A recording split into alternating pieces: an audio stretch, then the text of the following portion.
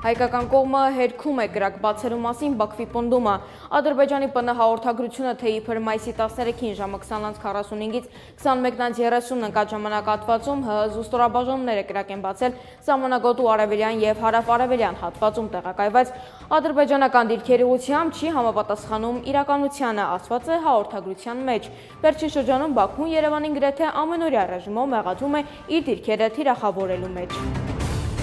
Ըստ թուրքական ԶԼՄ-ների Հռոմի նոր պապը Լեո 14-րդը հայոց ցեղասպանության տարիներին Օսմանյան կայսրությունից փախած հայերի ժառանգն է։ Պապի տոհմական ազգանունը Պարսեղյան է, իսկ նախնիները Կեսարիա այժմյան Կայսերի քաղաքից են։ Թուրքական ԶԼՄ-ները հղում են անում պատմաբան Նուրհան Չեքթիրյանի հետազոտությանը, որը ըստ կաթոլիկ աշխարհի նոր հոգևոր առաջնորդի Հռոմի պապ Լեո 14-րդի ազգականն է, ով է ծագումով հայ է, պատմաբանը գրել է։ Նրա նախնիները Կայսերիից մեկնել ԱՄՆ, այնտեղ կրոնական կրթություն ստացել, իսկ հետո մեկնել Վատիկան, այսօր նա Հռոմի պապն է, նա մեր ազգականն է, մորական կողմից, թող աշխարհին նա բերի խաղաղություն։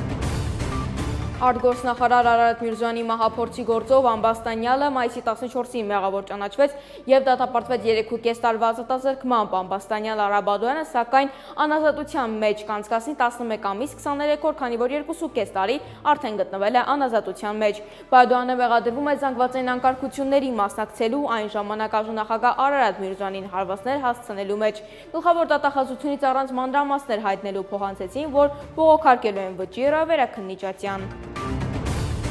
Մայիսի 14-ին կրկին լեզվակռիվ ու քաշքշուկ է տեղի ունեցել ԱԺ-ում։ Լևոն Քոչարյանը հիշեցրել է Նիկոլ Փաշինյանի և Ալեն Սիմոնյանի հնչեցրած վիրավորանքներն ու ասել. Ալեն Սիմոնյանը այս ամբիոնից, որ ընկնի, շատ ցավոտ է լինելու։ Սրանից շատ վրդոված ԱԺ փոխնախագահ Հակոբ Պարշակյանը սպառնաց դուրս շպրտել Քոչարյանին, ինչին հաջորդեց պատգամավորների բուռն վեճն ու քաշքշուկը։ Կամ Ալեն Սիմոնյանը, որ իմ կին գործընկերոջը ասում է դուրս կշպրտեմ դահլիճից։ Ալեն Սիմոնյանը թող իմանա, երբ որ ու ուշադիր լինի, երբ որ իրան դուրս շպրտեմ այնտեղից, բարձր անստած շատ ցավոտ արնել։ Այդ տղան էլ ես դու չապերետել դու ճանաչի, արա այդ տղա։ Ուրեմն դու լսի ես քեզ ինչ եմ ասում, արա Լևոն։ Արա Լևոն, լսի ես քեզ նստի տեղը դու լսի ինչ եմ ասում։ Ուրեմն լսի։ Կհանեմ հիմա քեզ կշպրտեմ դուրս դահլիճից։ Որովհետև դու խանգարում ես իմ ելույթը Լևոն, հանգիստ նստի տեղդ, հանգիստ նստի տեղդ, հանգիստ նստի տեղդ, մատդ էլ իջացրու, հանգիստ, քո խոսքը ինձ հաճելի չէր, բայց ես նստի տեղդ, լսի դու ստեղից խոսացողին չես կարող ընդհատես, տեղդ նստի,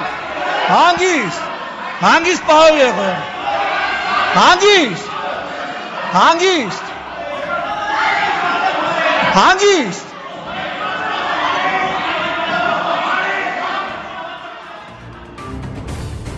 Հայաստանի ֆուտբոլի ֆեդերացիայի անվտանգության պետը բռնություն է կիրառել խաղադաշտում հայտնված անչափահաս երկրպագուի նկատմամբ։ Միջադեպը գրանցվել է մայիսի 13-ին Հայաստանի գավաթի խաղարկության եզրափակիչ Նոա Արարատ Արմենիա խաղի ավարտից հետո։